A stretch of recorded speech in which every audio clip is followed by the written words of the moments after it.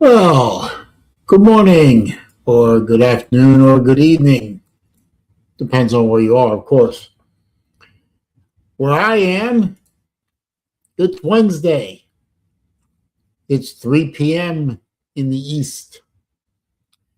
It is the afternoon, and that means only one thing. It is once again time for episode number 273 of Wednesday Afternoon Live with me, the SaleenDriver, host of the number one longest running Wednesday afternoon live stream in all of YouTube that I know of. Host of the show that every time I click the go live button on the StreamYard, we all endeavor to show that this is a show about nothing. Nothing. I'm also everyone's favorite Florida Gator fan, which we all know is sometimes a difficult thing to behold. Who's in the box? Nate the Great. Well, he was here. He was here 16 minutes early. I don't know if he's still here. I'm sure we'll hear from him if he is. Baylor Man. Only a couple minutes early. 17 days until college football. Hashtag fire Aranda. Hashtag fire DEI. Hire Livingstone. Hashtag arrest Fauci. Absolutely. Hashtag skeptical of DJ Wrongway. You really have to stop spelling it Lagway. He's not Lagway. He's Wrongway. Let's get this right. Ken Spear. Haven't seen Ken Spear in a long time. He's checking in from Pittsburgh as usual. Good to see you. So one of my watch friends and another one of my watch friends, good old 6'2". Good to see you, sir. Good afternoon to you as well. Nate is still here. Okay. And the Battle Angel, my number one moderator. And as always, I mentioned she is the most patient woman in all of the internet. If you know, you know. Rec Talk. I haven't seen Rec Talk here in a while. Good to see you. Do you have a Patek Philippe annual calendar? I do not have an annual anymore. I do have a Patek Philippe perpetual moon phase quadruple calendar rose gold watch. Unfortunately, it is in Europe currently being redone because the crown mechanism locked up on it. And obviously, when the crown locks up, you can't keep it running. And it needed an overhaul. And you do not want to know what an overhaul on a Patek Philippe quadruple calendar perpetual moon phase cost. As for a reference, I'm going to have to look that one up. Patek 5037 1G.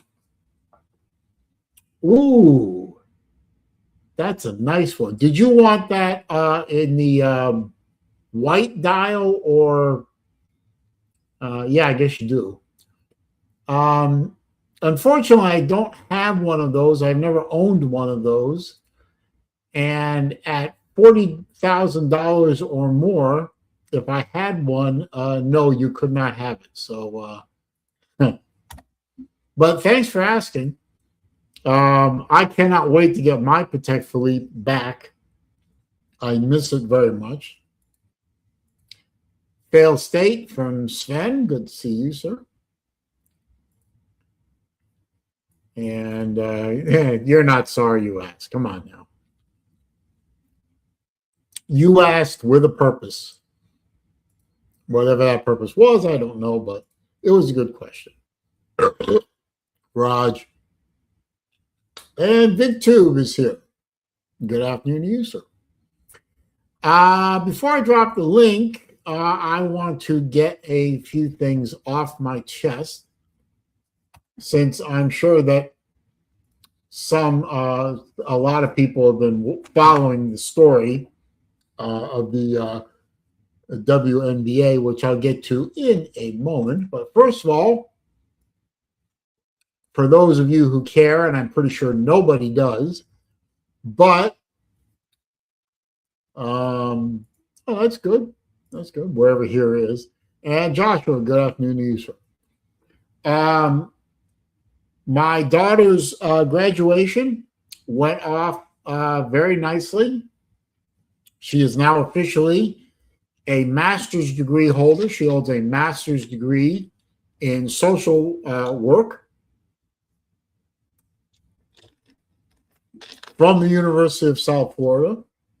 Graduated with honors, cum laude, or cum laude, if you prefer. Steve Pearson, good afternoon to you. She did very well in her master's program at a 3.9 grade point average. Her overall college grade point average was no slouch either. She had a solid 3.75 grade point average as well. So she did better in her undergraduate degree and better in her graduate degree grade point wise than her old man did. And yeah, very proud of her. Yes, we're getting to that, Josh. We'll get to that in a few minutes. I did unwillingly spend several hours in proximity to my ex-wife, who mercifully behaved herself.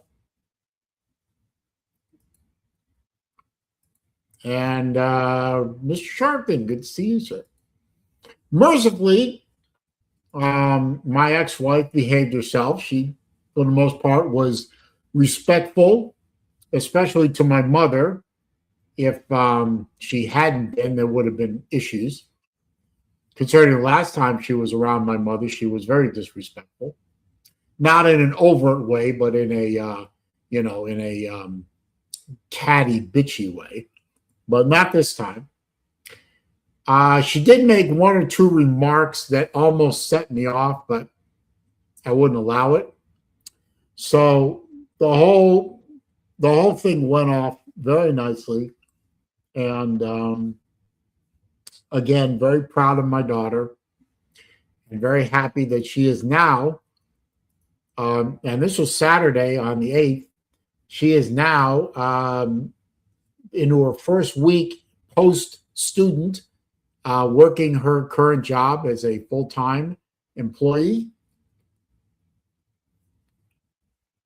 If she's bitchy and you had a grown kid, why the hell did you talk to her? Well, I didn't want to talk to her, but you're going to be in the same area as her for a few hours watching, our kid graduate. You're going to be sitting, between her and I in the stadium, there was her boyfriend and my mom sitting there. You got to be civil. I mean, it's good. And look at it this way, Rec.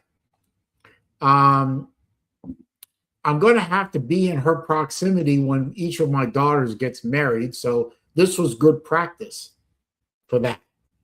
So, I may not like a lot of people, but you got to be civil.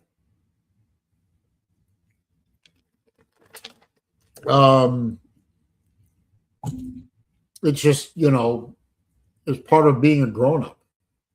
Anyway, that all is done and over with. Now I don't have to see her again until a wedding occurs, which may be, several years as far as I know. No, I don't talk to her, Rec. That's the point. I don't talk to her at all. I have no relationship with my ex-wife. I don't talk to her. I don't email. I don't write. I don't communicate with her in any way. There's no need to. The only time I ever needed to was when she and I were in the same general space together. And then, you just be civil and you be the bigger person, and that's it. So that's over and done. Now, Joshua brought it up because I brought it up. Yes, Enes Kanter Freedom, whatever that fucking means. Former NBA player, all 6'10", 250 pounds of him. Actually played for, among other teams, he played for the Boston Celtics. I don't know if he was there during the championship year, but that doesn't matter. And that other guy, his name escapes me at the moment, now it takes, I find this funny on multiple levels, particularly the level that it takes two males with penises and XY chromosomes and beards and all that, with the gift of gab, or gift of gab carefully written for them, however that works, to bring the WNBA into some level of relevance. Because let's face it, folks, that league is pretty much irrelevant without, controversies. I mean, nobody pays attention to the WNBA unless one of those ratchets is committing assault on a white player in the middle of a game. I mean, let's face it, folks. Y'all have seen the videos of that decapitating foul, and you all saw pictures and photos and video of that incident where some player jammed her fist into Caitlin Clark's throat while she was lying prone on the court. Well, let's face it. If that had been a white player doing that to a black player, the whole world would be on fire right now. And let's face it also, if any one of us walked up to somebody on the street, I don't care what color you are, I don't care what color they are, and you clotheslined them right in the face for no reason, you'd be in jail. You'd be arrested on battery. You'd be, assault, battery, intent to inflict bodily injury, all kinds of fun stuff. And if you found somebody, knocked them down to the ground and jammed your fist into somebody's throat, you'd be up on attempted murder charges, maybe. Certainly, involuntary manslaughter. These women are trying to hurt, these black women mostly are trying to hurt the white players. And I'm not saying that the white players are completely innocent. I mean, look at Sophie Cunningham is I don't know if she's doing it in retaliation or if she's actually going out headhunting, but that girl will be headhunting. And that's the only reason up until this week that the WNBA was relevant at all, was all the physical assaults going on the court. And now all of a sudden you get these two players who happen to be biological men. They also happen to be black. They also happen to be former NBA players, that if you put them on a WNBA team, that team would go undefeated, and those guys would be averaging, triple doubles every night for their entire WNBA career. And they're taking advantage of loopholes in the collective bargaining agreement between the league and the players union that were written to make the wokey wokes feel good about themselves, with all the politically correct DEI woke nonsense to appease the alphabet mafia or whatever. And now they're getting called out on this stupidity because you got two and perhaps even more biological men who just happen to say that they're a woman, still have their hormones intact, still have their body parts intact, still have everything intact, but they happen to just say, oh, I'm a woman today. And they declared for the 2027 WNBA draft. And unless the WNBA does something, basically it's something they are loath to do, which is basically admit that they fucked up and they're wrong, and change the rules to, to the common sense rule that, oh yeah, the W in WNBA stands for woman. Woman. WOMAN. Woman. Or Women's National Basketball Association. And admit that they screwed up, and now they're going to have to say, eating tons and tons and tons of crow, oh, yeah, by the way, this league really should be for women only. And we don't want men in the league. And that means we don't want men who are men, and we don't want men who, are biologically men, but maybe they hacked off a body part or two or added on a body part or two. We want XX chromosome women that haven't gone through male puberty and have a ton of testosterone flowing through their system. They're going to have to admit that, and they're going to have to admit that in public. And that's not going to go over well with the Alphabet Mafia crowd, is it? No, it isn't. You all know the answer. The Alphabet Mafia is not going to put up with that. Pardon me. And I'm just, as a non-fan of the NBA and a non-fan of the WNBA, but a fan of the truth and a fan of seeing, consequences and seeing stupidity come back to bite people or organizations firmly in the ass, I'm going to sit back and I'm going to watch.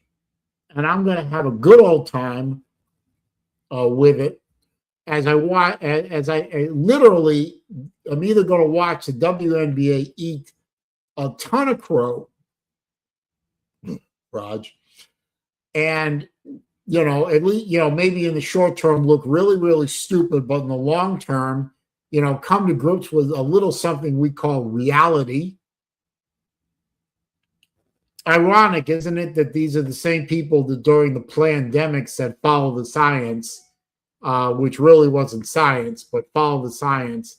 And when you tell them follow the science about basic biology, about chromosomes and men are different from women, and all of a sudden you're a hater and a racist and a homophobe or a transphobe or whatever, when you're simply doing what they said all through the pandemic, which is follow the science, follow the science, follow the science, follow the science. Well, we found that following the science meant following what the Emperor Fauci had to say, and we all found out recently that the Emperor Fauci is a lying sack of shit.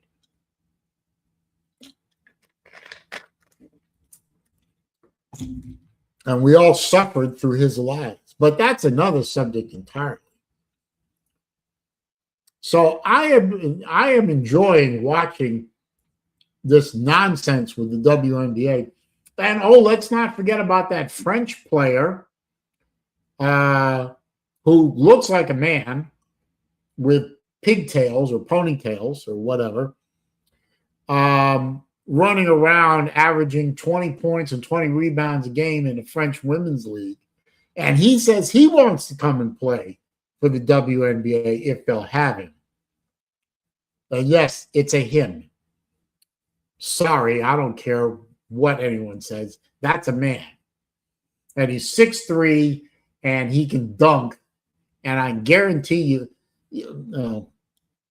it's just going to be whoever puts those players on their teams or team that team's going to go undefeated. They'll never lose a game.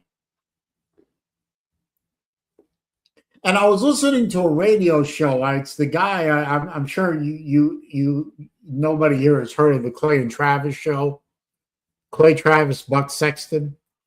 Their show replaced Rush Limbaugh's show on terrestrial radio after Rush died. And I think it was Clay Travis was talking about. I think it was being interviewed by Glenn Beck. And he was talking about it firmly tongue-in-cheek, I'm sure. But, hey, this would be a great idea if somebody could pull it off. He wanted to start up a team called the Nashville Bulls and have it entirely stocked with trans men. Or trans women, I should say. Men who used to be, who now are LARPing is live-action role play, if you didn't know. But the whole team, the whole roster, even the backups, are all trans women. They'd never lose a game. They'd win every championship. The other teams shouldn't even bother playing because they never lose. Raj. Anyway, those are the two things that I wanted to Raj again. Those are the two things that I wanted to kind of monologue about for a moment or two.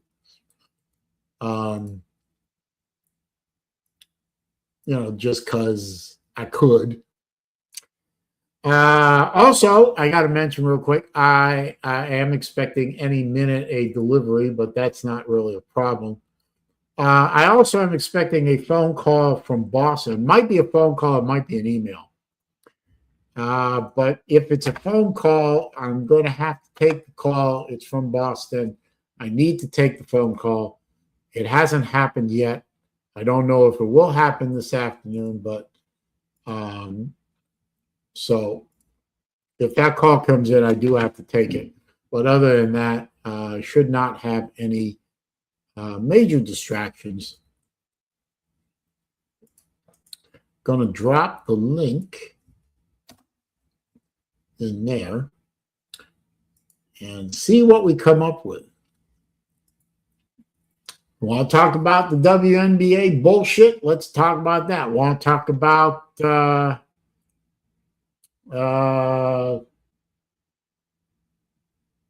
anything, really. You want to talk about Patek Philippe watches? Rec Talk does. He even spelled Patek right, I think.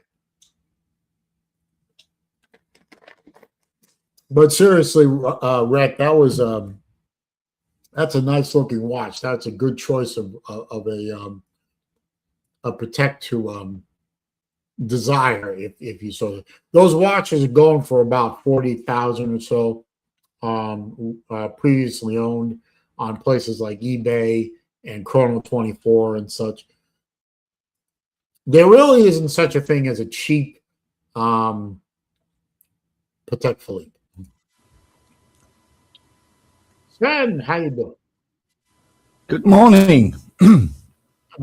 Well, you know the dude is 6'10". Yes. And I think the tallest woman, I looked it up, was 6'1" or 6'2". Yeah. And none of them can dunk. So, and the dude is 34 years old. Shit. And so he's got plenty of time left to play. My lady told me an interesting story because he was born in Switzerland. She knows the guy pretty damn well. And she told me the only reason he tries to play in the WNBA is because he is broke. I don't know if it's true. I don't really care why he wants to play in the WNBA. I think he is great 34. opportunity to show the He is 34 years old. He played for 6 or 7 NBA franchises, and he want to join a draft with 18-year-old girls. I mean, and if any judge even think about to give his permission, you should throw your justice system out of the window. But I'm dead serious. Sven, time out for a minute. He doesn't need a judge's permission. He looked at their guidelines for qualifications to play in the WNBA, and he meets them. He even made a video that outlines the requirements. He meets every one of them. He identifies as a woman. That's basically it. And it doesn't matter what he is. It's that he identifies as, and that's what it says in the WNBA's charter, rule book, requirement, whatever you call it. I think wanting to play in the WNBA is the most ridiculous thing in the world. Obviously, he would have no competition. Nobody could stop him unless they kicked his knees out from under him. He'd dominate every game. The team that he plays on would never lose. He scores 50 points like Wilt back in the days. Yeah, but that's the point. Yeah, he's trying. I mean, I don't know if you ever listened to Rush Limbaugh like I did, but he used to say, among many things, he used to say all the time, I'm just a guy who points out. What did he say exactly? I'm paraphrasing. He points out ridiculousness by being even more ridiculous. It's actually a common debate technique. You point out foolishness by making it. I think he said, I point out absurdity by being absurd.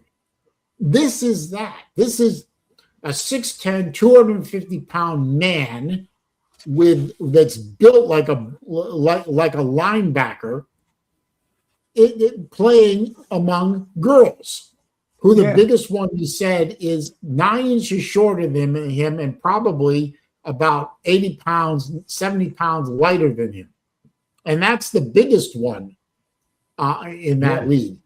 He's pointing out the absurdity of the WNBA's rules, guidelines, manifesto, whatever the fuck you want to call it. He's pointing out the absurdity of and the hypocrisy by being absurd himself. But I think the point is the WNBA runs as a protege of the NBA, and the NBA will step in. I'm pretty damn sure about this. They can't have this. They can't have this. That ain't gonna happen. That is unproven, Vandy, and we're not going to slander him that way.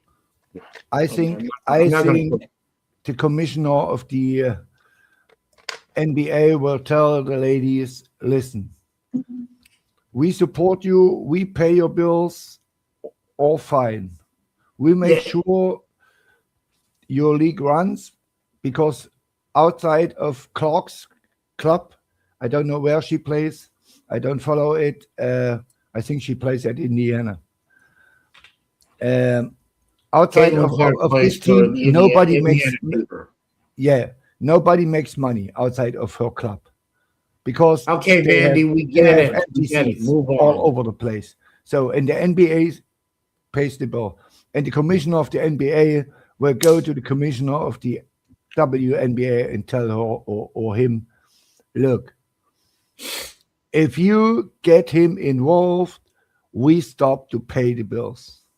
Yeah, well, the thing you're assuming there, Sven, is you're assuming that the commissioner of the NBA has the balls to take on the WNBA, and I of course, I know enough of the commissioner of the NBA to guarantee you this statement is true.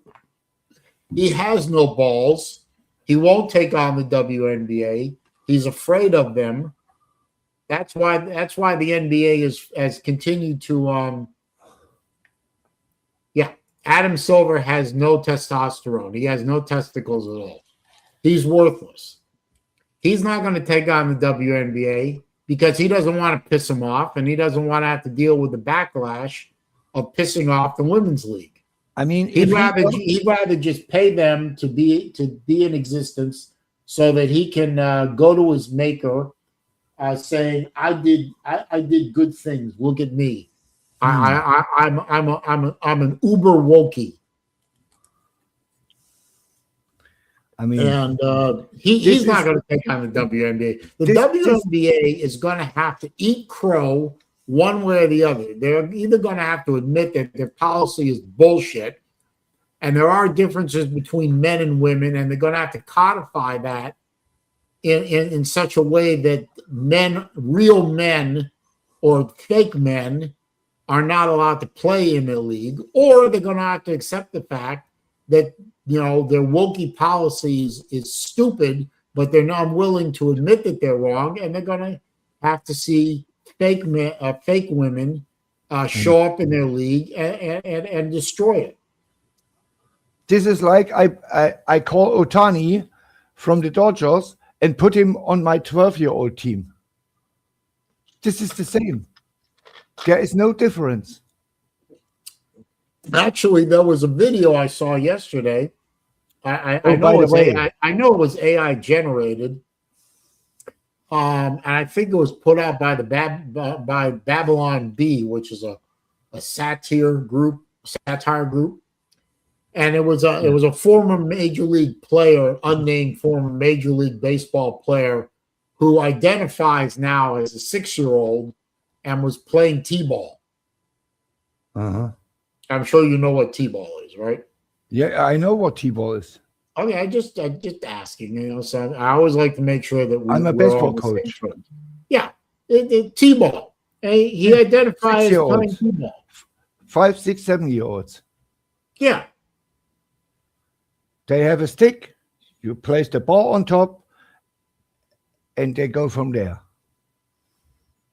No throwing the ball. The ball lays on a stick, on a plastic stick or rubber stick, whatever it is, and they swing it. That's t-ball. Yeah. And a major league player playing t-ball is insanity. Yeah. By the way, we lost this weekend combined 33-0. 18-0 the first game and 15-0 the second game. We got housed and smoked. Goodness me. We played a defending second Bundesliga champion, and we are placed 6th or 7th. And hey, Sven, can you give me 30 seconds? I got to get a package up. Out of my front door. I just want to get it inside before it starts raining. Yeah. You're right. Yeah, we played the defending national champion of the second Bundesliga, Braunschweig, and it was ugly. And by the way, it's on YouTube. We streamed it live. If you want to see our collapse, you can look up Braunschweig, Berlin Skylarks baseball, second Bundesliga. Yeah.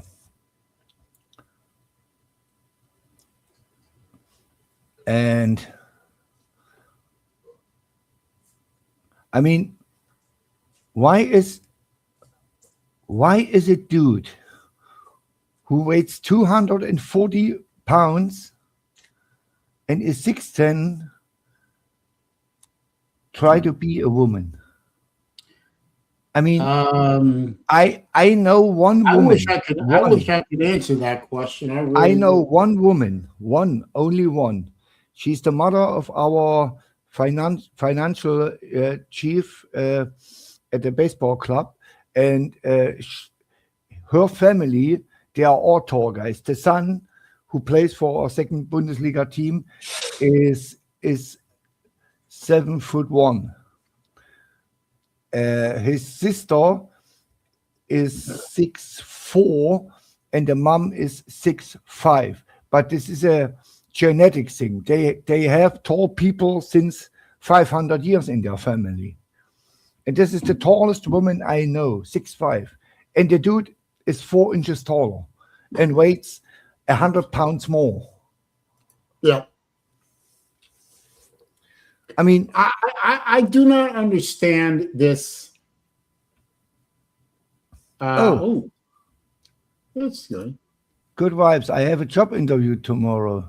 Excellent. I assume that's for the Good luck. the blood thing, flambologist, flamingos, something, phlebotomist.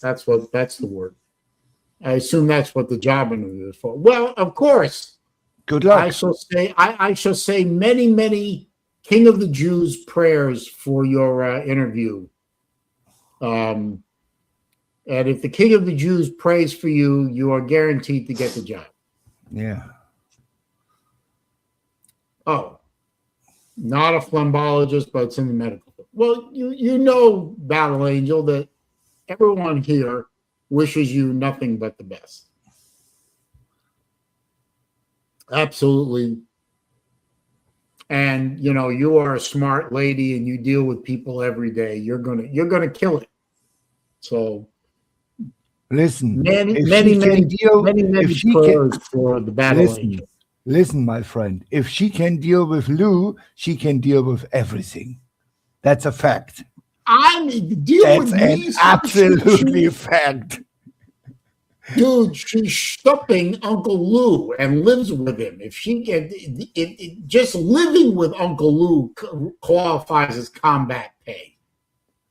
Yeah, I think if she can live with Uncle Lou and still maintain her sanity, this woman should be queen of the world. Yeah, I mean, and I love Uncle Lou to death, but Jesus, I couldn't live with the boy. Me too. I mean, Dunya tells me all week long, I don't know what I'm doing here. But she is from a different culture. She's from Switzerland, and she's quiet. I am quiet, and we get along very, very good. And we never had any major disputes. If we have a dispute, I go out the door, come 2 hours later back. When we relax, we sit on the table and we talk. That's how it works in my household. No effect. Just walk out of the door, go drink a coffee in a bar or whatever, come 2 hours later back and sit on the table, and then we talk. Yeah. That's the best way. It's a good way to handle. Yeah, and I mean, I've been with her. My wife passed some years away, and I've been with her now since 7 years, and we are not married, and I will not marry her. But we are a good team. She has her money, I have my money. Everybody gives $1,000 for the household, and the rest I don't care what she does with her money. And that's the old saying, opposites attract. Lou and I are complete opposites. Oh, no. This is a good point, but there is a point where you can become so opposite that you want to kill each other. But yeah. Lou is like a woman with his emotions. I don't think so. If you want to expand on that a little bit, feel free, but okay.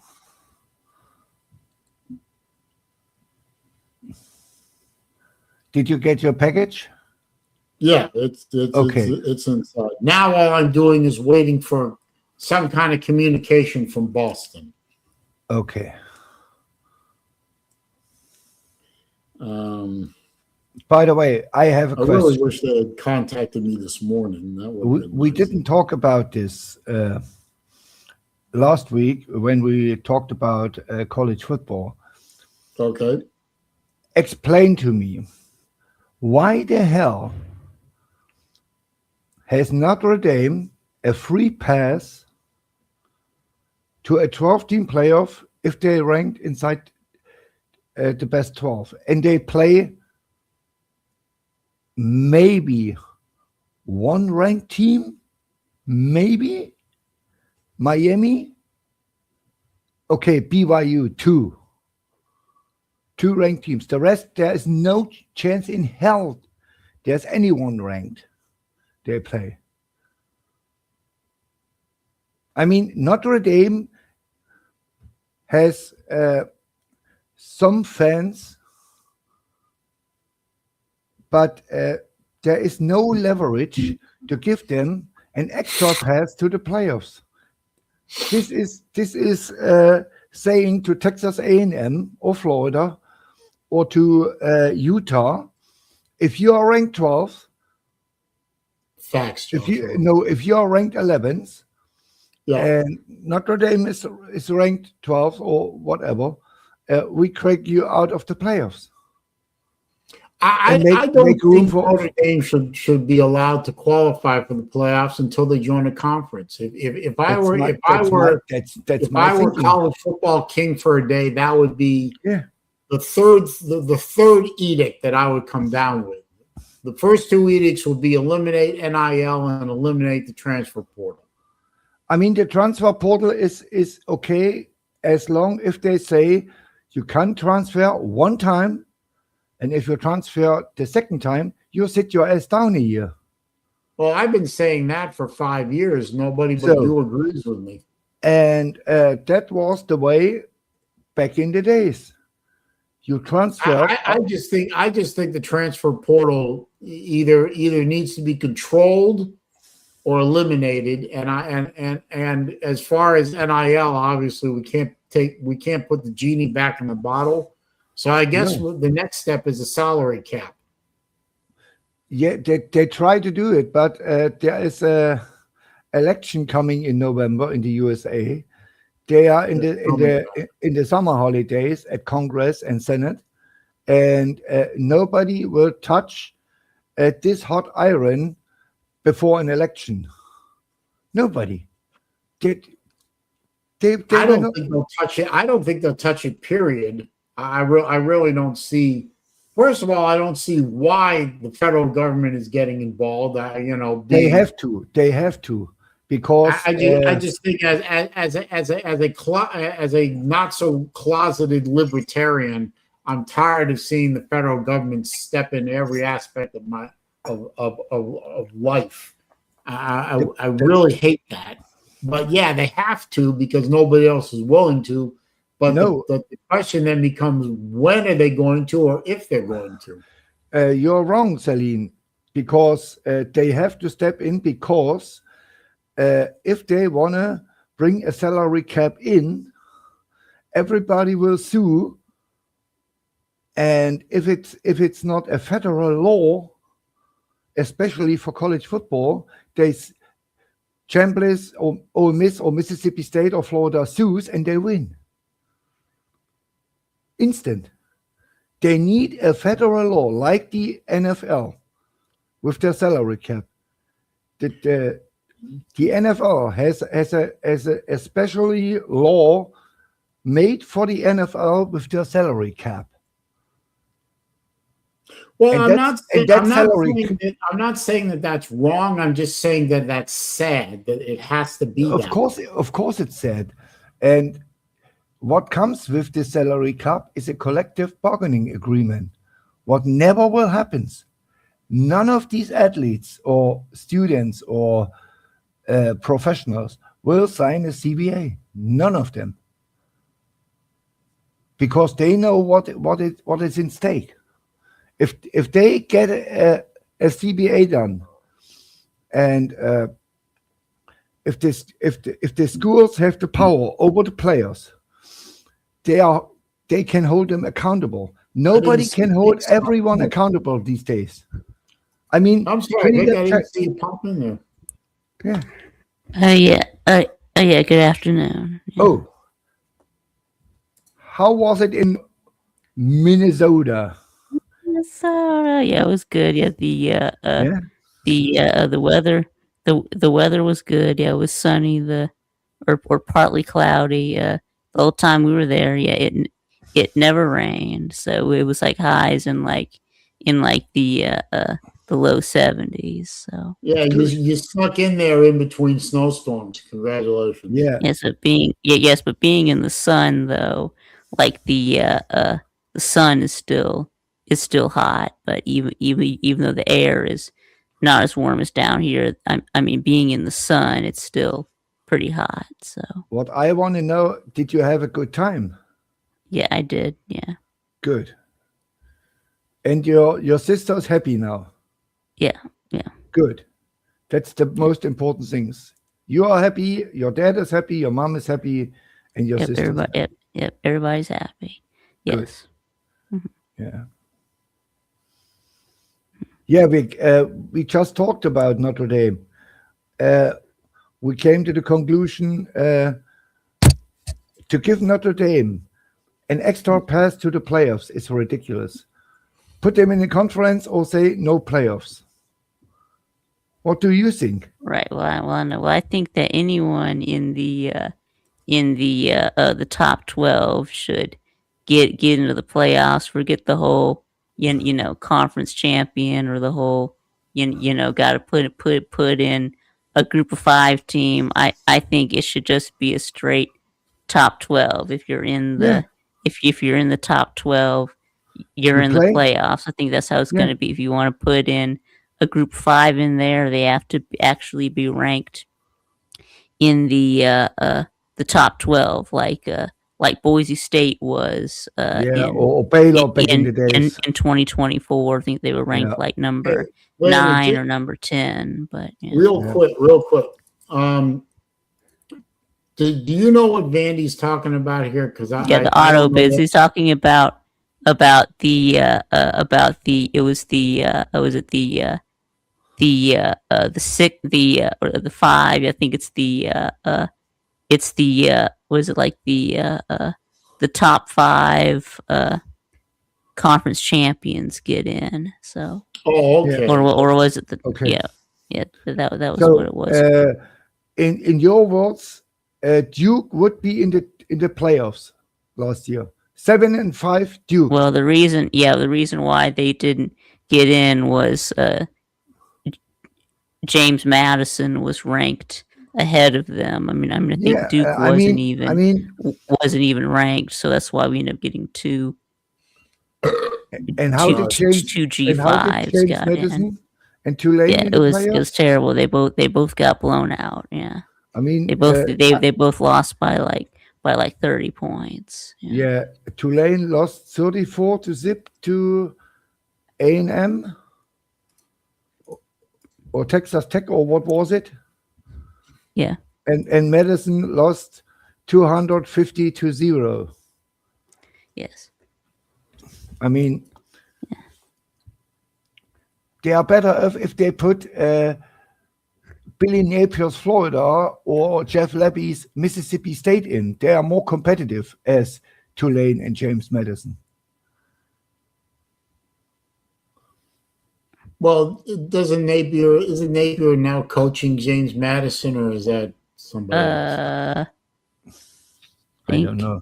Yeah, I think so. Yeah, or something. It was one of those group of 5s. I think it was either like James Madison, Napier might make the Tulane, playoff or yeah, I think it was. Oh, It was James Madison, I think. Did you spy the Golden Gophers for me and bring me some information? We played in week 2. Nope. Sorry. Yeah, got nothing on the football team. Yeah, we really didn't spend that much time in Minneapolis. I mean, what will happen is we go there, we get our ass kicked, and we go home, and the next week we go to South Carolina, get our ass kicked, and after week 5 we are 2-3, and Jeff Levy is gone. Yes. That's what take place. And I mean, if I can trust Brandon Walker, you know who Brandon Walker is? No. He's a dude from Barstool Sports, and he's a big Mississippi State guy. So, and he has a daily show on YouTube and on Netflix or whatever it is. So, and he said Mississippi State had a 95% chance to sign Kurt Sidney. And they said, no, he came from James Madison. He's at James Madison and he can't cope with the SEC. Can you believe this shit? Can you imagine Kurt Signetti at Mississippi State? But I don't know if it's true or if it's a made-up story. Yeah, that would be nice, but yeah, probably made up. Yeah. I mean, he chose the worst team in the history of college football. Yes, he did. Yeah. So, and Mississippi yes, State he did, or the second worst now. I think Northwestern is Northwestern is now the worst. When he joined, it was the worst. And Mississippi State is maybe ranked 90th, 100th, maybe. We had some good years, but not that much. But I don't know. So, and the second thing we talked about, Rick, was the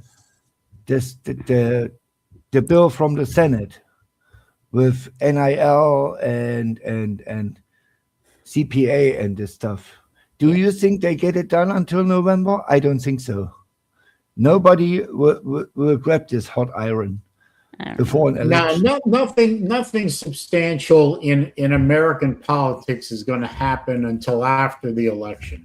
It'd be, this time from now until the election day in early November is nothing gets done. I mean, Iran could drop a nuclear weapon on Nebraska and nobody would do anything in terms of leadership in this country because nobody wants to make waves during an election. So nothing's going to get done. Save America Act, working on college football or college sports, protect college sports, passing a budget, passing a daylight savings bill.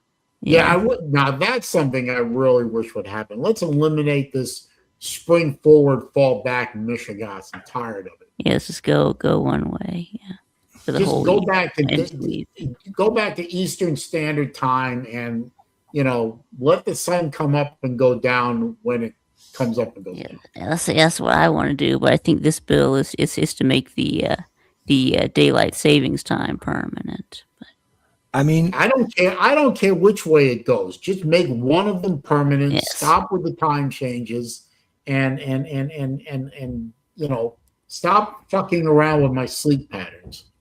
I mean, get off the lawn. The Earth existed for 4.5 billion years without a daylight saving, and now, after 4.5 billion years, some idiots in Germany and Switzerland and the US and Russia and China and Australia come up with daylight saving. I don't understand. I don't get it. I don't get it. I never brought up the Straits of Hormuz once. He said something about Iran, but I never brought up Iran either. Oh, I said Iran dropping a nuke on Nebraska. Yeah, I was using that as an extreme, never going to happen example. As far as the Straits of Hormuz, if America doesn't control it, who does? I can't wait to hear his answer. Iran, I guess. Probably not, since they don't have a navy anymore. Well, they claim to control it, and they also say that they're not going to negotiate with Trump anymore. Oh, that's fine. I don't. That'll work out real good for him Two thumbs way up on that one. Whatever. Yeah, so they won't talk to Trump anymore. Yeah.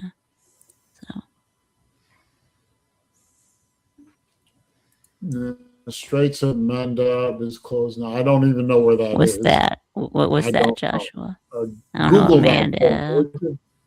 And earlier shows he Amanda. said America controls it. Yeah, I did. And as far as I know, they still do. They're just not willing to sink, or they're just not willing to shoot at the Iranians at the moment. Yes, I know what I said. Thank you. Okay. Good. Congratulations. You have a good memory. Two thumbs way up.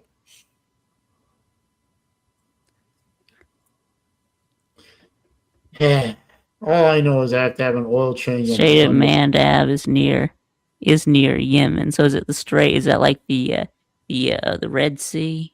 Oh, that must be the waterway that leads into the Red Sea. Okay. I didn't know what its name was. Okay. Yeah, so who closed it? Did Yemen? I'm sure the U.S. Did Navy has Yemen the close access it? to open it back up. So who Just closed bomb Yemen. the I mean, what the hell? So who closed the Strait of Mandab? Did Yemen close it? No, not Yemen. The Houthis, the Houthi rebels closed it. Okay. Yeah. All right. This all somehow seems inevitable, in a way. Because I just have this feeling that the next major world kinetic military conflict is going to be basically a rerun of the Crusades. Yeah, I don't know what Vandy means by my first 8-4 season since I've been on YouTube. Yes, but I've seen lots of Does he think 8-4 or worse seasons. I mean, I was here when we went 7-5 in Kirby's first year. I was here for the Joe Cox season. I was there for when we went 6-6 and then lost to UCF in a bowl game. So wait a minute. Vandy thinks Georgia's going 8-4. Hang on a minute. I got to test that. Hold on. So yeah, 2014 we went 8-4. So yeah, in 13. Yeah. Hang on. So yeah, this year Georgia goes 4-8. I've seen 8-4 or 7-5. Okay. Or 6-6. Yeah, we've never had a sub 500 record, at least not in the regular season. So I have never experienced like a 5-7 or 4-8 season. I think Mark Richt's worst season was 8-4. Right. Hold on. He lost to Florida. I looked it up. He lost to Florida, to Alabama, to LSU, and was it Auburn? Yeah, it was 2000. It was 2012. It was 2010. Was when the year we went 6-7. Yeah. Okay, Vandy Dandy says that Georgia is going to lose to Oklahoma in Athens. Then back-to-back losses to Vanderbilt in Athens. Going to lose to Alabama. He's got Georgia losing 4 in a row. No, he said that. No, he said that they lose at least 2. Oh well, okay. At least 2 of those 4. Okay, I stand corrected. So where are the other 2 losses? Let's look at this. I don't know. Ole Miss.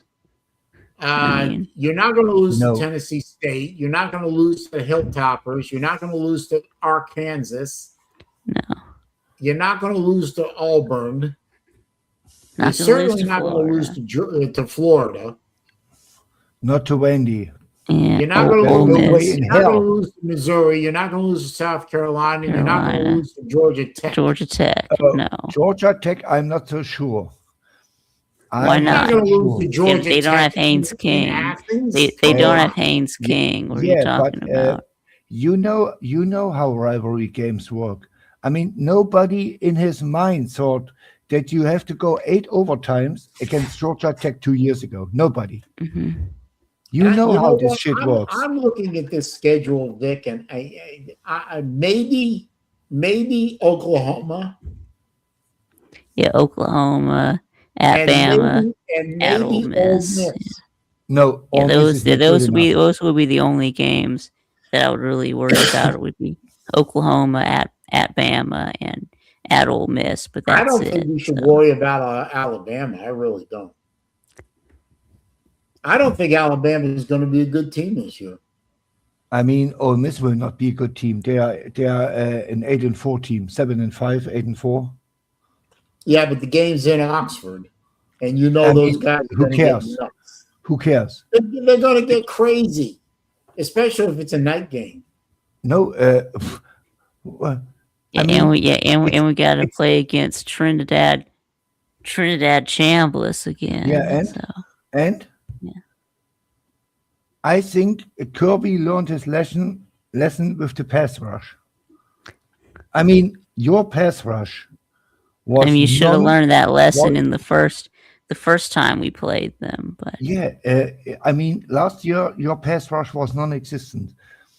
The years before, Georgia always had a good pass rush.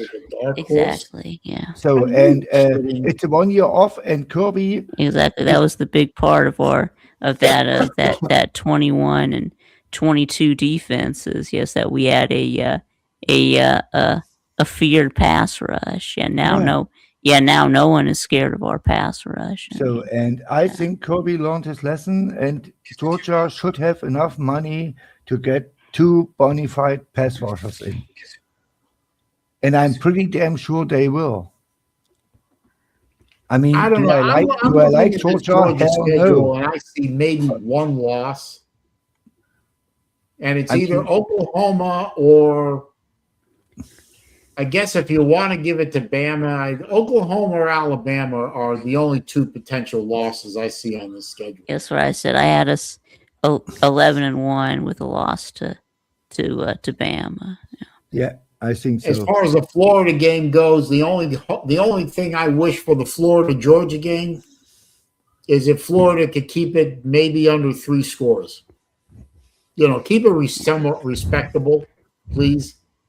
I mean, Oklahoma is I don't know. Oklahoma will have a top 5 defense. I'm pretty damn sure about this. I mean, Venables is top 3 defensive coordinator. Absolutely. There's absolutely no question about this. He's a defensive genius. But if Matteo plays like the first 5 games in last year, it could be a problem. But Georgia has more talent, and they should handle business at home. But if Matteo has a crazy game, they could beat. For me, it's a 70-30 shot. I give Oklahoma a 30% chance to beat Georgia at home. But outside of Oklahoma and Alabama, they will lose no game. There is no way in hell they lose to Arkansas or Vanderbilt or Auburn or Florida. No.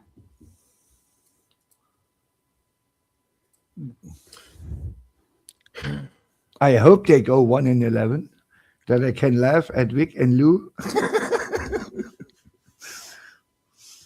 But ain't gonna happen. There's a more realistic chance Mississippi State goes 0-12 than Georgia misses the playoffs. Florida still doesn't even know who their starting quarterback is this year yet. Who? Florida.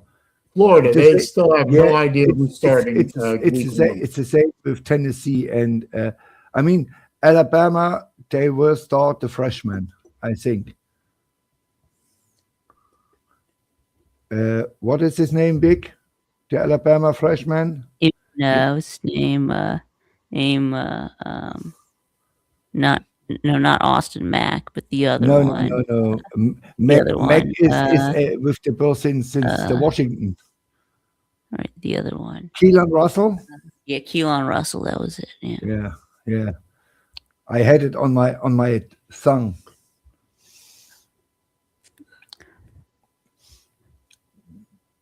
I think Alabama will not even make the playoffs.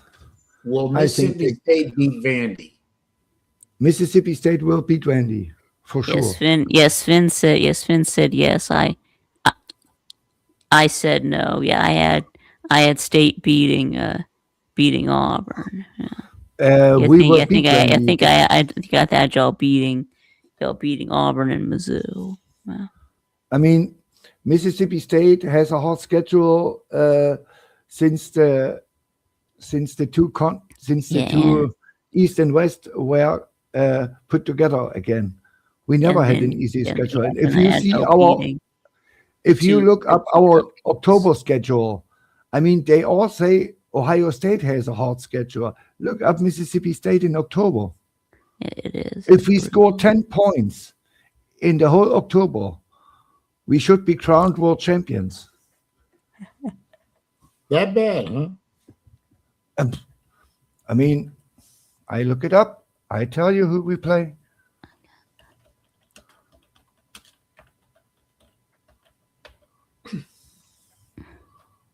In October. And that's back to back. Yeah, it is. So we play. We have a warm-up game September 26th, Missouri, the October 3rd, Alabama, October 17th at LSU, October 24th, Oklahoma, October 31st, Texas. Alabama, It's 4 in a row. LSU, Oklahoma, Texas. Yeah, it's That's 4 our- losses in a row. Yeah. That's pretty disheartening. Yes. I mean, so, and think of my words.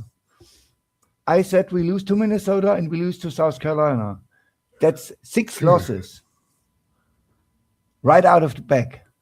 And then we have UL Monroe, Missouri, Vanderbilt, Auburn, and Tennessee Tech and Ole Miss. Ole Miss is a loss. It's 7 losses. Hey Vic, I forgot. Did I have Florida going 6-6? You had him 7-5. Or was it the other way around? It was the other way around. You had 7-5. I said That's what I 6-6. I think we went differently on one game, but I can't remember It was probably who the it Kentucky game, was. wasn't it? But yeah. I think it was the Kentucky game. No, I think I had y'all beating Kentucky. I'm pretty sure. Wasn't that one? Was it Vandy? Yeah. I think that might have been it. I think you had Yeah, you had always them beating losing to Vandy. Losing to Was that a Vandy. road game? Probably. Yeah. I mean, I think. Vandy, there is no quarterback at Vanderbilt. There's no quarterback Yeah, they at Florida got, right now. So either. Jared Curtis. There is no wide receiver who carried the team last Yeah, year. There is no they real got replacement. Jared Curtis. Yeah. I think Vandy is 5-7, 4-8. Do you think they're going to be At that best. bad? Huh? Yeah, of course. You know what I'm going to miss this year? I don't know if anyone else is a big watcher of that YouTube guy's SEC shorts. Yeah.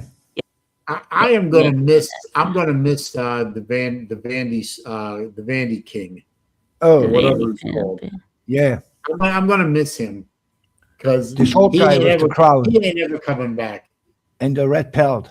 Right? Is he gonna die? Is he gonna die again? Yeah. I mean, because of Yeah, Andy it's all Pampus. good. Remember the one time he died, but then they upset somebody. I can't remember who it was, and then he like got up out of the grave. I mean, General Warthog I died think it was Alabama. and he came back. Yeah. Yeah. He Yeah. did. Yeah. He did. Yeah. It was the. Yeah. I think that was the ghost of General Voltard. But yeah. You know, Joshua, Florida got to play Auburn week 3 on the road, you know, in the barn. I'm worried, you know. I mean, USF did manage to beat Florida last year, and a lot of the USF players and coaches went to Auburn this year. You know, as far as I know, it's Golick's first SEC game of the year. I think that's right. But the Auburn guy is also and new. that stadium's going to be amped up. So I don't know. Florida certainly has the horsepower to beat Auburn. I just don't know if they can do it or not, considering, you know, your quarterback situation is a guy who played backup under the old regime versus a guy who couldn't be a starter at a third-tier ACC school. Yeah, I mean, I keep going back with Florida. I keep going back to quarterback. I keep going back to we have a pretty damn good wide receiver room. We have one of the best running backs in the country. We got a decent defense, but we got nobody to chuck the ball that's worth a damn. And we got a G6 coach again. The only difference between Sunbelt Billy and G6 Johnny is G6 Johnny has an offensive coordinator. Is there a shit show tonight? No, I don't think so. Yeah, Nate is still in Colorado, and I've got more prediction videos to work on. So okay, so no shit show. Sorry, guys. Since there's no Nate, I guess we won't do the shit show today. But I will have the morning show tomorrow. So where is DJ Legway right now? I'll be on. DJ I'll be back on tomorrow for the morning show. So. You know, I've been thinking about this. I actually put thought into things every once in a while that probably I shouldn't. And I was thinking about DJ Wrongway playing at Baylor. Now, Baylor is in Big 12. Yeah. Yeah. And the Big 12 is a shell of its former self, right? But it's the interesting conference of them all. Yeah. But follow me here. The Big 12 doesn't have the big teams it used to have. It's a bunch of former group of six teams and the Pac-12 teams, second and third tier Big 12 teams, right? So it's a junk conference for the most part. Baylor with a failed 5-star quarterback, you know, big fish in a small pond kind of thing. If you could ever learn to throw to the guys in the green shirts instead of the guys in the other colored shirts, you know, Baylor might make some noise. They might even reach the playoffs. You never know. I mean, it's a long shot, but you know, you put the proverbial big fish in the small pond, and things happen.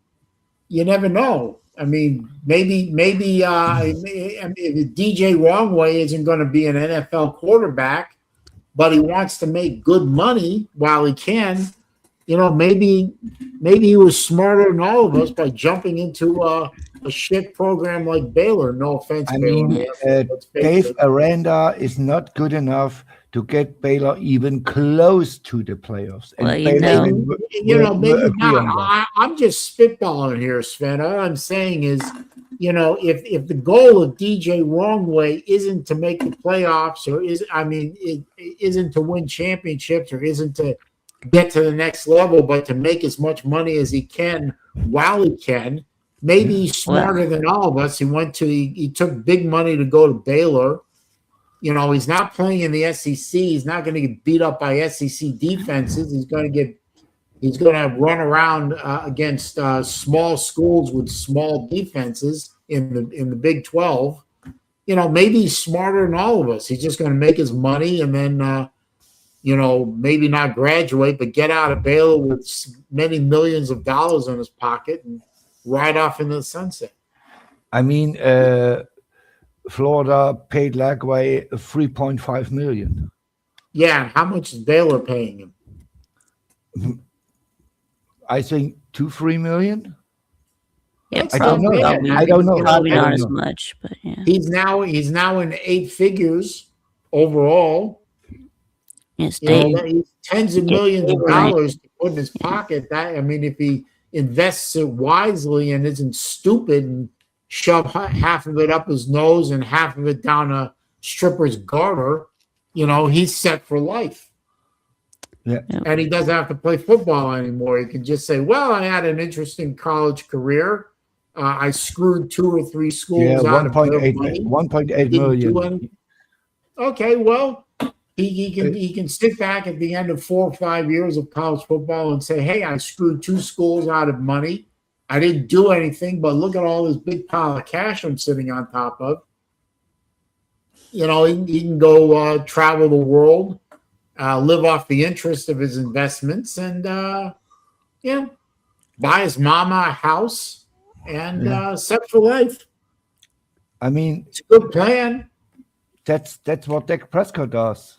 I mean, he has a nice house, but outside of that, he don't drive Lamborghinis or Maybachs or big Mercedes S-Class. He drives a Ford truck, a 250 Ford truck. Yeah, well, he basically screwed Florida out of millions of dollars. He's about to screw Baylor out of millions of dollars.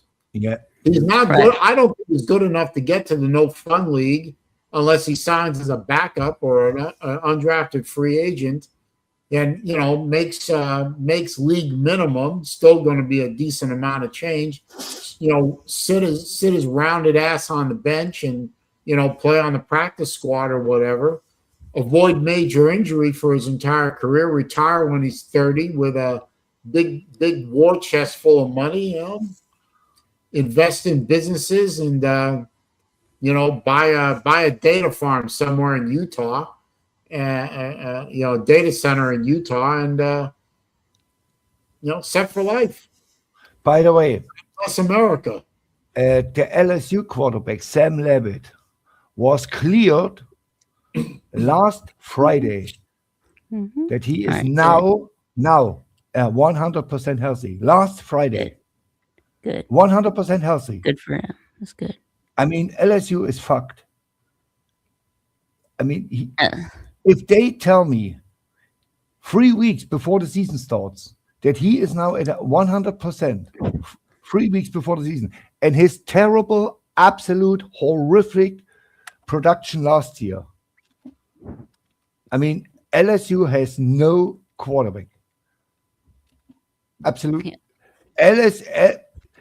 You can say Kiffin is a quarterback whisperer, whatever you want, but Levitt, I don't know. And my LSU friends, and I have a lot of them, they are going crazy. They are afraid. They expect Kiffin to go at least minimum 10-2. 10-2. And playoffs are absolute must. They invested $200 million this year. $200 million in what? I tell you what. Brian Kelly, what was it? 78 million? Yes, BK. A $100 million contract to Lane Kiffin. But this contract is a little bit different. Kiffin makes more money if he wins, and if he goes 8-4, he will go back to $7-8 million. If he wins 10 games and makes the playoffs, he makes $13-14 million. Yeah, there's a clear cut. So, the more games you win, the more money you make. And the rest is 40 or 45 million for the team. That's around, let's say they gave Brian Kelly 60 million, 40 for the team, and 100 million to the idiot, to Lane Quidden. That's 200 million in a year. Right out. And if Kiffin don't make the playoffs in the next 2 years, he's gone.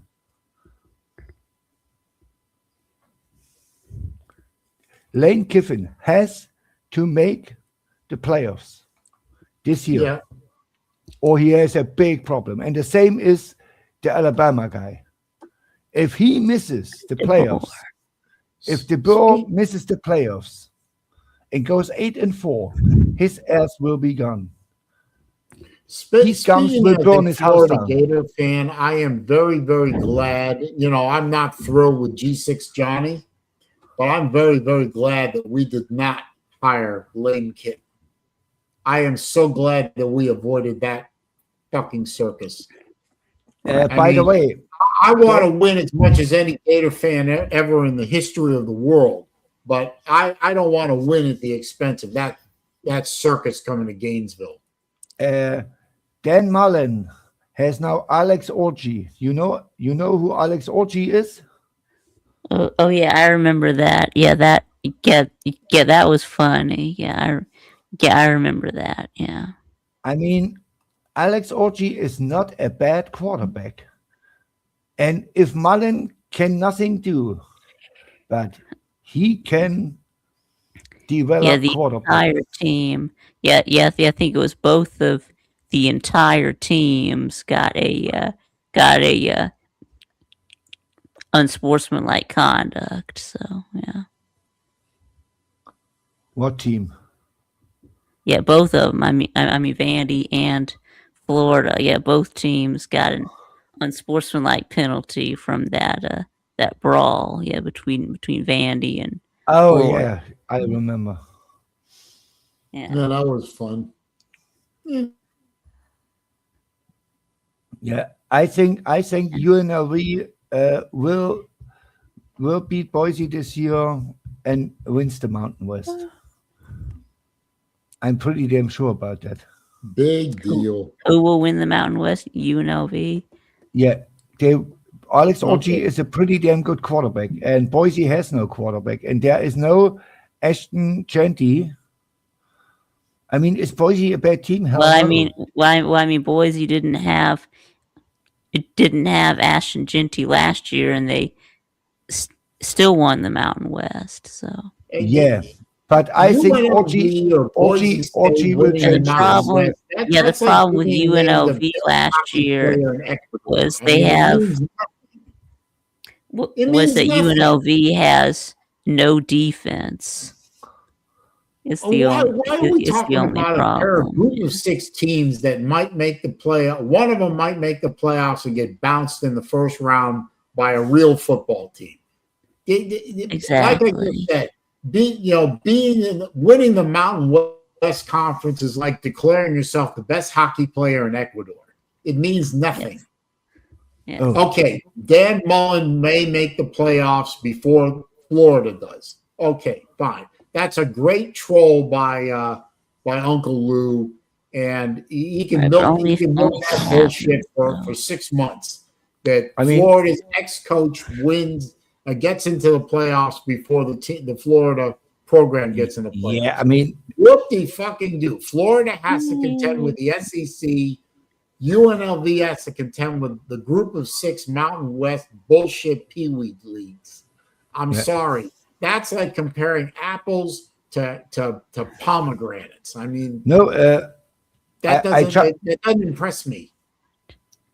Nobody impresses this, but I mean,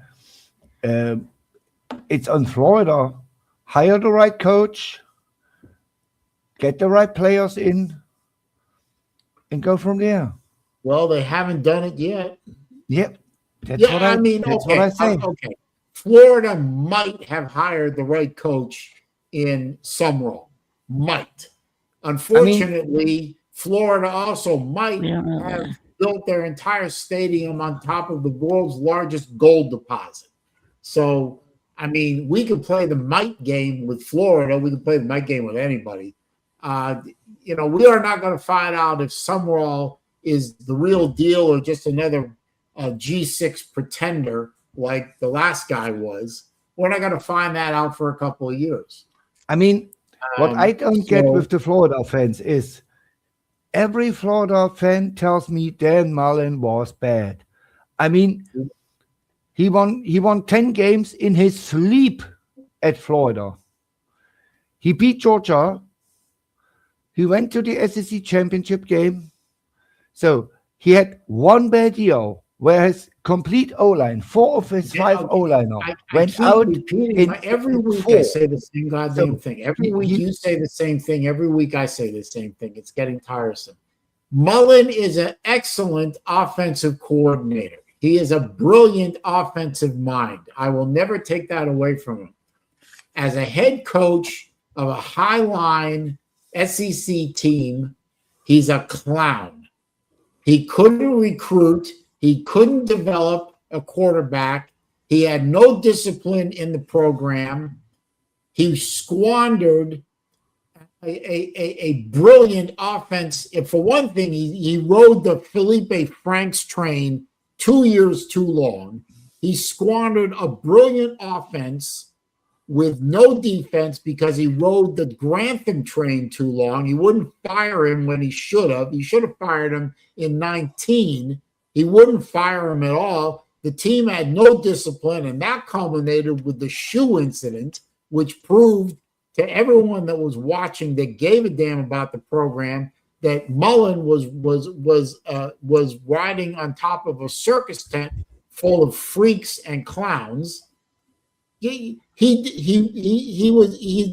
be a brilliant coach, but as a leader, he was hopeless. As a recruiter, the man literally said at a press conference that it wasn't recruiting season yet. He didn't care about recruiting because it wasn't recruiting season yet. We're during the season. We'll talk about that when it's recruiting season. Yeah. There's no such thing as recruiting season. Recruiting season exactly. is 24/7, 365. Year-round.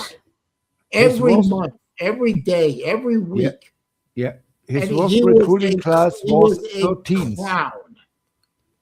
He need the Florida program. By the time he racked up his last season, the Gator Nation was sick of him. They were sick of his act. They were sick of his lack of developing players. They were sick of his lack of discipline.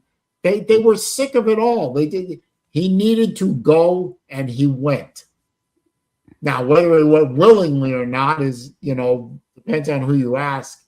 I'd say, he went semi-willingly. He knew the writing was on the wall. He couldn't stay. He left, or he was shown the door. But every week you say the same thing. Every week I say the same thing. You think Mullen is God sent because of what he did in Mississippi State? No, I think Mullen overall is not a bad head coach. He's a decent head coach. Yeah, and he's a decent head coach, and but Florida doesn't want decent. Florida wants better than decent. And he's now at UNLV. Yeah. He is, again, I'm the same phrase I'm going to say, as I've said before. UNLV, he is now a big fish in a small pond. All he has to do is go up against Mountain West teams and play little teams with little expectations. Nobody expects UNLV to do anything other than go 8-4, 9-3, 10-2, maybe win the Mountain West, maybe win a bowl game, maybe qualify for the playoffs and get bounced in the first round. That would be for UNLV a hyper year. That would be a successful year beyond anything they've ever done before or will ever do. But he's not going to go far in the playoffs. He's not going to win a natty. He's not going to do anything, but he's going to win the Mountain West a few times. He's going to win bowl games. He's going to pocket a whole bunch of money from a small school with small expectations, and that's wonderful. God bless him. Lazim Laden, Mazel Tov. Yeah. Live your life. God bless. Yeah, but Florida, Saleen, we expect more. yeah, We but want Saleen, more. We I deserve don't want to troll you, and I love you. You know that. But what I don't get with Florida, if your expectation is competing, why are you hiring a Dan Mullen, a Summerall, or whatever your coach now is, Okay. and a Billy Napier, and not a Kirby Smart, a Ryan Day, and put him, let's say you go to Kirby and say, okay, Kirby, we need championships. Here are 20 million. Put the money down. Okay. Get a Three real words. head coach in, a real one, I got and not a three-word answer to G6 that coach. question. That's what I got don't get. Three-word answer to that question, Sven. I don't know. Yeah. We are now, and for one thing, nobody is getting Kirby out of Georgia. Yeah, Kirby I mean, is it gonna was an die example. on the sidelines in Athens. But There's no way they're going to let him go, and there's no way he's going to go anywhere. Yeah, I mean, if it's Kyle Winningham or Kirby Smart or Ryan Day or the guy Dan Lanning, whatever, any of these big time top 10 coaches, get one in. Well, put the money down. there is a common denominator in there, and I'll give you that common denominator. His name is Scott Strickland.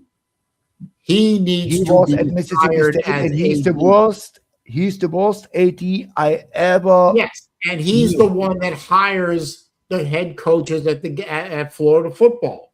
He's an idiot. He's hiring the coaches. He's making the bad hires. He needs to be fired before Florida can hire a Willingham or a Daly or a Kirby Smart level guy. That's not going to happen. We needed to go after one of these big time coaches, and throw money at him until he couldn't say no. But Scott Strickland isn't smart enough. That's why I keep posting all the time. #fire Strickland. He was fired. But you're not going to get rid of Strickland because, unfortunately, if you're a guy like me and you want Scott Strickland gone, unfortunately, Florida won a national championship in basketball, and Todd Golden was hired by Scott Strickland. That makes Scott Strickland, at least for a couple of years, untouchable. We can't fire him. He's the guy that brought the golden goose. No pun intended. Well, maybe a pun intended. He's the one that hired Todd Golden. Todd Golden brought a natty to Florida in basketball and almost managed to go, at least maybe not back to back, but he almost got all the way to the Final Four last year. And it looks like he's building a team that might do it again this year. As long as Florida basketball continues to win, Scott Strickland is going to sit there in the AD's office and say, fuck you, Florida football fans. You can't touch me. And I'm going to keep hiring mediocre G6 coaches on the cheap because I don't have to throw millions of dollars at a big-time Power 4 coach because you can't fire me because I hired Todd fucking Golden. Yeah. There's your answer. At least as far as I'm concerned, in my we fired Strickland. He was that bad. I know, and we hired him. Yeah. What is that? What the hell does that say about Florida? Yeah. I have to step away for a minute. Be right back. Today. It all rotates back to Scott Strickland, which is why I've been saying for 5 years now, #fire Strickland. And we won't do it. We won't do it. It's all Strickland's fault. Well, now I know why we won't do it because it's all Strickland's fault.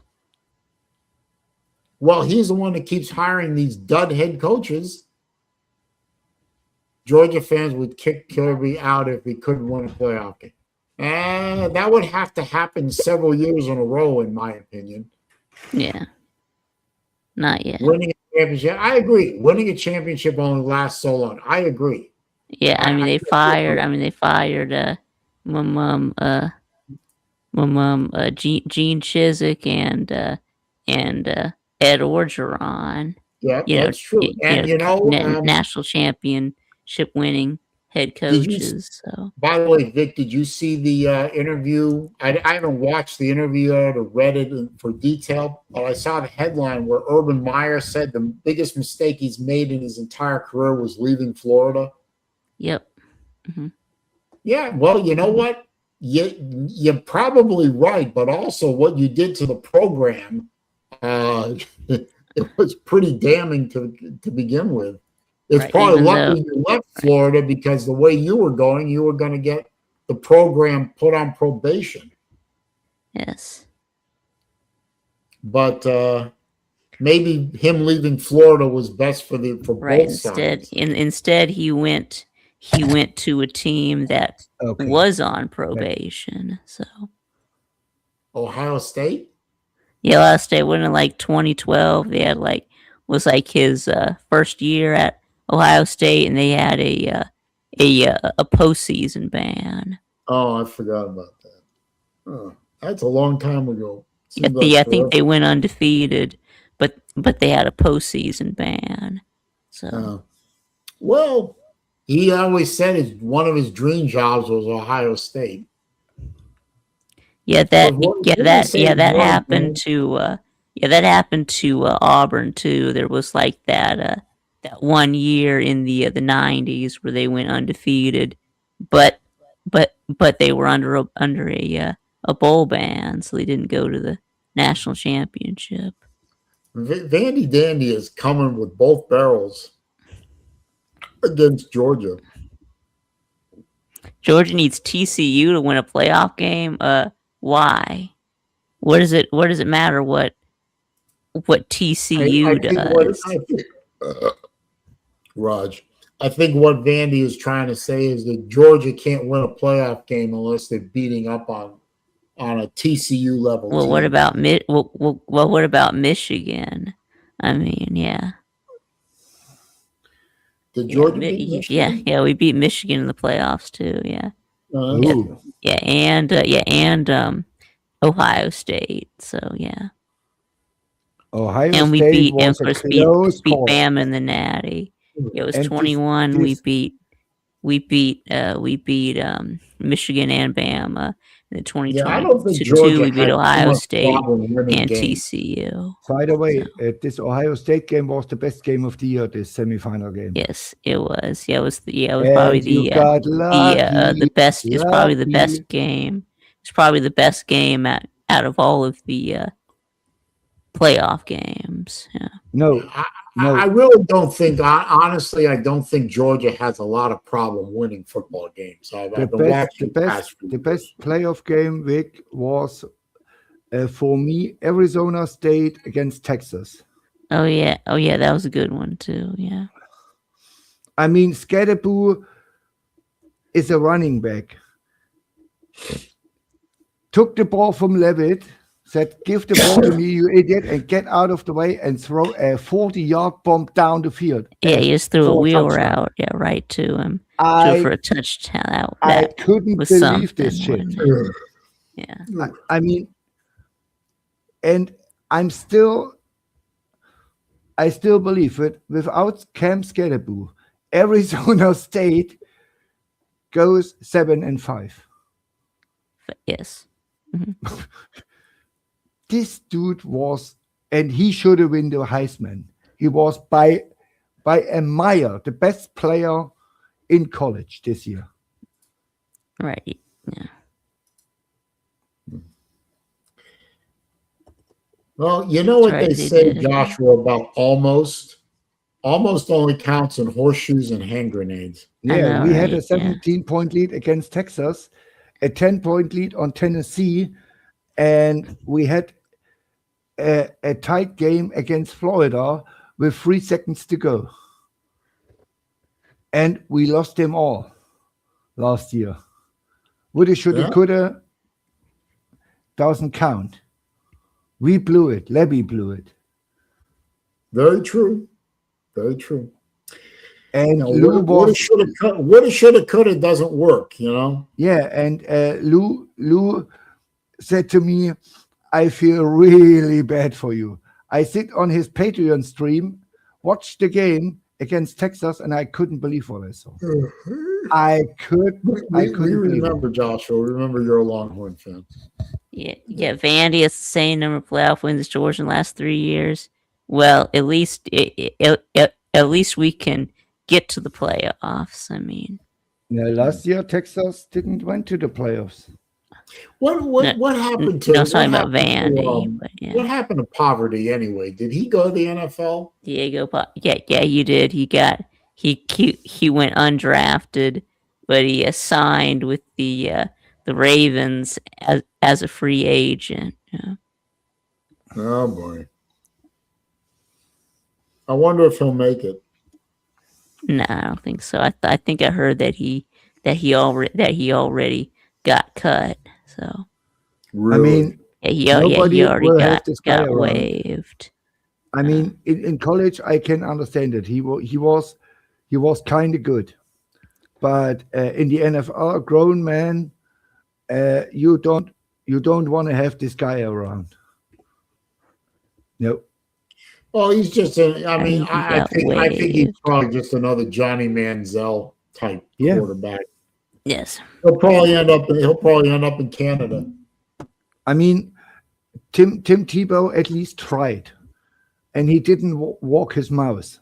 He tried, and he knew, okay, I'm not good enough for the NFL, or it doesn't work, and everybody loves Tim Tebow.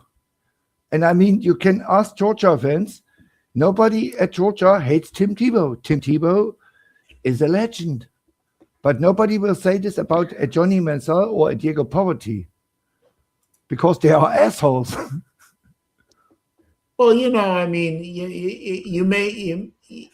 the difference between Tebow and those two is the way Tebow carried himself. Yeah. Tim Tebow was humble. Tebow is a nice guy. He was grounded, and he actually won a playoff game. Yeah, against the Pittsburgh Steelers. Yeah, on the Yes, first he play did. in overtime, he threw either one play in overtime, threw a dime, Yeah. and won the game. And then the next game, he went up against Brady and the Patriots and got and that team got smoked. I mean, Tim Tebow makes, I think, around 10 million at ESPN right now. Yeah. And it's better for him to make 10 million at ESPN. Well, being Jewish, Andy, I'm not big on the Jesus thing, but it's his thing. I'll say that publicly. I'm not big on the Bible thumping stuff that Tebow does. But Mr. Miami. Mr. Miami. Yeah, Good morning, Slim. Look who's here. Oh, old Slim. Come in here. Well, you only got about 20 minutes. But, Oh. Yeah, I might. No. I mean, I do have to shut down at 5. I do actually have to. But nice to see our buddy Slim. Before the season. So, and Baylor Man earlier, for those of you who didn't see it, he did say it was 17 days until the start of football season. Which by the way, I didn't hear. Yeah. Yeah. Slim told us on the morning show. I'm on the midday show that he's actually in the hospital right now. I mean, there were some issues with the audio on the stream, so I didn't really catch why he was in the hospital. But I did hear using, but like the audio, like the stream kept like lagging out. So I'm sorry, Slim. I hope you're. I'm sorry. Sepsis. Oh shit. Sepsis is shit. Yeah, I'm sorry, Slim. Yeah, I hope you get better soon. Yeah. For those of you who don't remember, and I hope that number is very small, but for those of you who do remember, pneumonia and sepsis was part of the downfall of our friend Keith, DVD. Yeah, but The sepsis part was the beginning of the whole thing, yeah, but complications from that, the pneumonia and all that. Yeah. Oh shit! 1,500 cc's out of your chest. That's a lot of fluid. That's a lot. What do they have a good prognosis for you? I mean, they think you're going to recover, or living in dirty Asian countries? Yeah, I would imagine it would. Yeah. I mean, I don't want to see a hospital in a long time. I spent 2 months in a row in a hospital when Dunya had her accident. I can't see hospitals for that. I don't want to do I didn't tell you guys this, but actually on Saturday, just before I went for dinner, I actually had to go to the ER very briefly because I had broken a piece of glass in my house, a glass art piece, and I thought I had gotten all the glass out of it, but evidently one shard migrated to another room in the house, just not very far from. Anyway, I stepped on it and I cut my foot open. So that was fun. I didn't need stitches. It wasn't that big a cut, but it was fairly deep, and it wouldn't stop bleeding. So I had to get over to the ER to get them to stop the bleeding, and got an X-ray on the foot to make sure that there was no debris in there, and there wasn't. They cleaned me up, sent me home. So I hate it. Slim, with sepsis, you shouldn't go home. Stay in the hospital. Don't be in a rush with sepsis and pneumonia. This is serious stuff. Stay in the hospital. My father, the doctor, had a saying, let yourself be sick because you can't be well until you let yourself be sick. That was it. Yeah. You have to let yourself be sick in order to become well again. So I know you want to get out of the hospital. Trust me, I get it. The second I walk into a hospital, I'm counting the minutes till I can get out. But don't rush yourself out.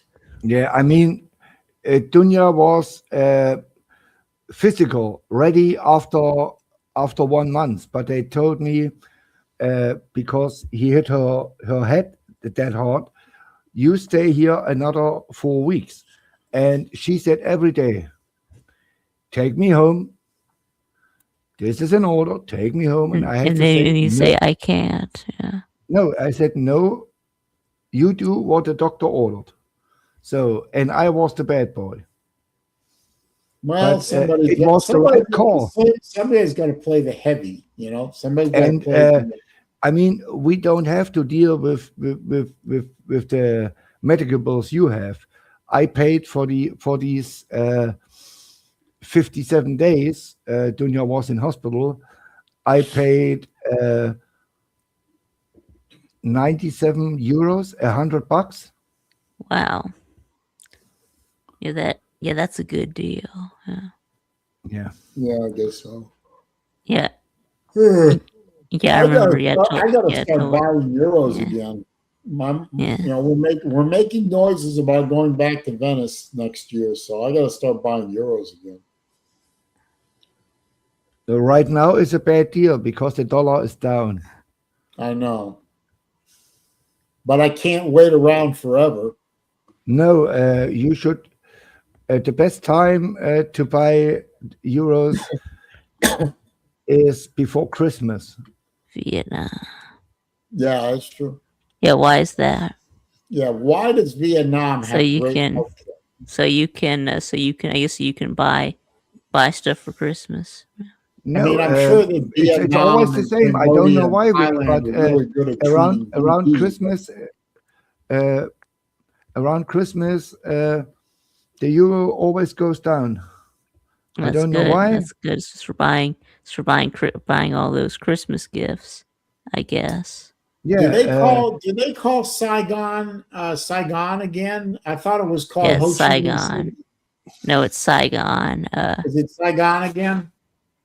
No, I thought Ho I Chi don't know. Minh. I I don't thought keep Ho up. Chi I Minh didn't keep up. City was in North Vietnam.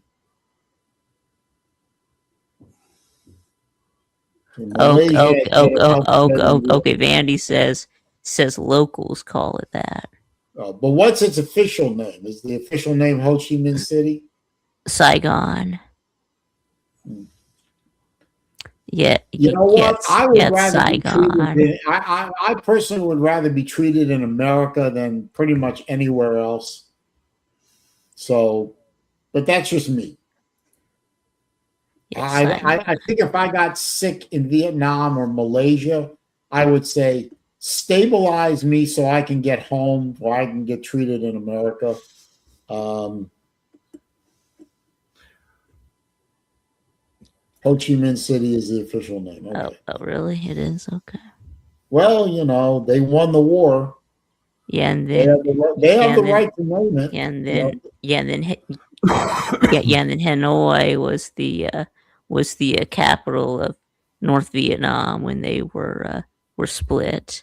But then they moved the capital back to the south after the war.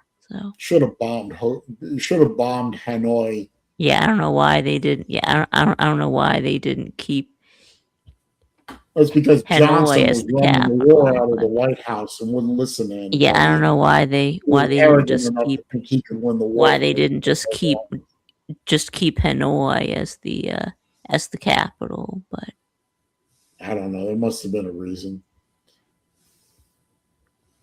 Turns out, though, that Vietnam was better at the act of containing Chinese okay. Since expansion now than we Vandy were. Dandy says says Hanoi is the capital. Oh, okay. I thought it was Saigon. Okay, but it is Hanoi is the capital. Oh, okay. Singapore has better. That I believe. I know some people Yeah. in Singapore from my watch collecting. Um, really nice guys, Yeah, very that's very how. smart. That's how. Um, Jane Fonda became like Hanoi Jane after she I visited wish Jane Fonda would North die already. Vietnam. Yeah.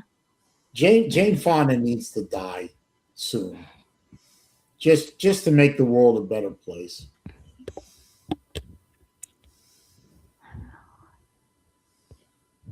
Piece of shit human being that she is. You can tour the Hanoi Hilton. Oh, I'm sure I'm sure you can. Yeah, okay, cool. Okay, cool. Don't think I'd want to, but What's the Hanoi little Hilton? grim Was for that me. the prison camp? it's a hotel. Yeah, very very famous POW camp. Infamous, I should say. Yeah. Now, well, take photographs for us, Vandy. Because I sure as hell, I sure as hell am not going to Vietnam anytime in the near future. Yeah, you can also go through the Viet Cong tunnels.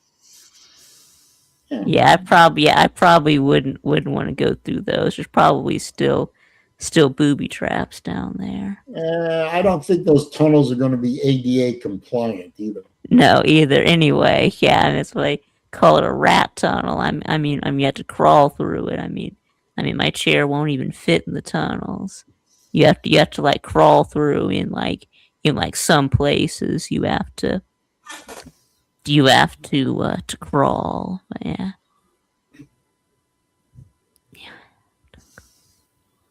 Not a country that I plan on going to in the near future. It's not. Yeah, it's just not a place to go if you're claustrophobic. Yeah.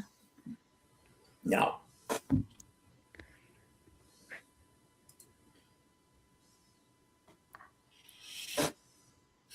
How did we get on that subject? Jesus, we really are. We started talking about Vietnam, and then This really is a show about nothing, isn't it? yeah, nothing in particular. Yeah. No. We dropped that. We dropped the in particular part. The Lou morning show was a show about nothing. No, that was Lou that morning was show- the that was the lunch money show that Lou and Pete did. Yeah. Well, that okay, but the was lunch Lunch money Money show was a show isn't on about anymore. So I'm taking the line back. This show is about Yeah, the nothing. lunch money show returns on the 24th. Yeah, it returns for the week of Okay, week so all you 0. degenerate gamblers, make a note of that. Lunch Money shows returns on August 24th, so you can listen to Lou and Pete tell you how to lose your money. Yeah, it was actually gonna be a show about the Slav Olympics. Oh, really? Yes, where we're going to announce, like they were supposed to announce, like more like official details. It's like make it official that we're doing it in Savannah, and also to decide on the Sorry, my son was here. date, which So I maybe already I think should- it's gonna be on the first weekend in March. But yeah, So maybe I should. and then watch that. and then we still have to decide on a hotel as well. So yeah, which I had already had a suggestion for a hotel, but yeah. Do you So have hotels in Essence? definitely watch that show. Yeah, yes, we do. We got lots of hotels. Yeah. I thought you have boot camps. No.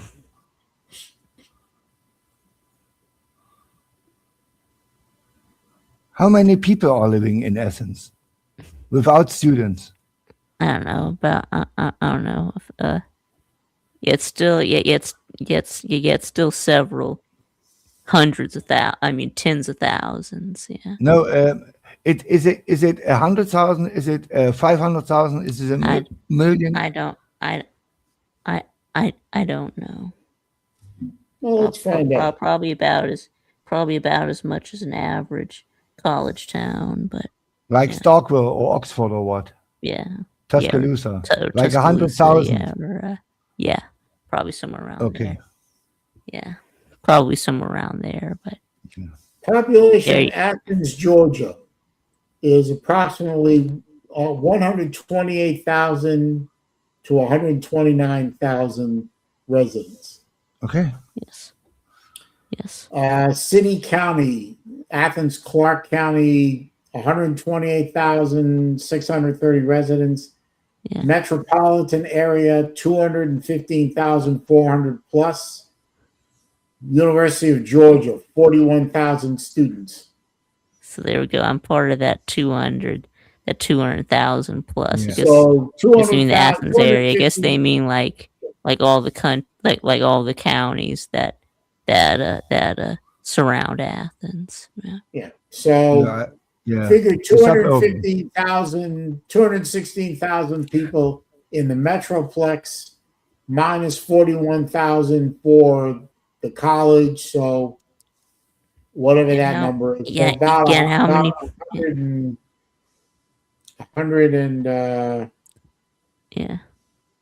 170,000. Yeah, when you include the students, it's about 130 without the students. Okay. So how big? Yeah. So what about Starkville?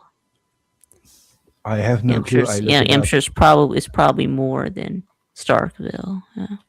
Probably. Starkville, Mississippi. Yeah. Starkville, 25,000. Wow. That's it? That's what. Wow. Let me see. And then what is the student population? In 2020, it was 25,000. But So and then what about the student population? it's over 20,000.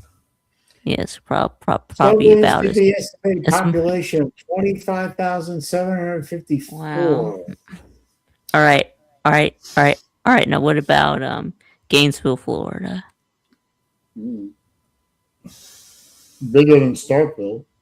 Probably. Yeah, but I mean, Starkville is small, but the campus is huge. Okay, Exactly. Gainesville, Florida has a population of the city has 151,275 people. Metropolitan area 360,000. I don't know. It doesn't say how many of those are Oh, by Florida the way, students, but I know the last time I heard University of Florida has about 60,000 students. you should look at a watch. You said you have a date. Oh, he's Celine. got one more minute. Yeah.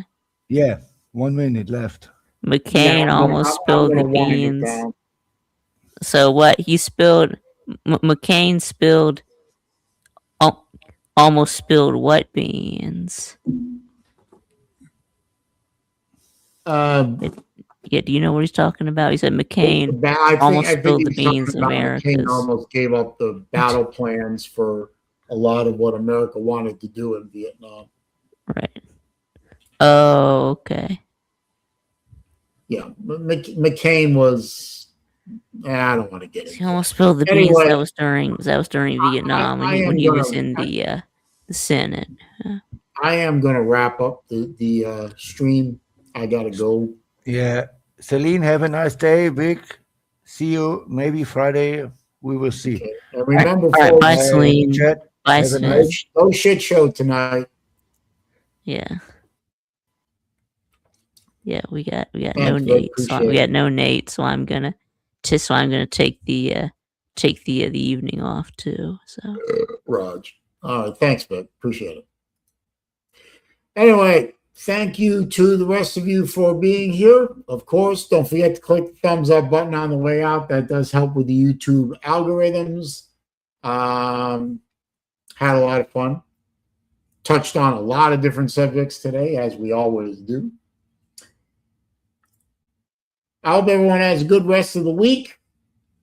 I have a few things to do for the rest of the week. I hope everyone enjoys the weekend doing whatever it is that you're doing. If you are a college football fan, or even if you follow that pro garbage, get your chores done, because we only have this weekend and next weekend left with no college football, because on the last week of August is going to be week 0, and we are going to have college football again. The long 8-month wait will be over. I'm looking forward to it, even though my team isn't going to be very good. My other team, Harvard, they should be good. Looking forward to it anyway, because even bad college football is better than no college football. Am I right? Of course I am. Have a good rest of the week. Have a good weekend. See you back on the 19th for episode 274 of Wednesday Afternoon Live with me, the SaleenDriver. And as always, I bid you peace.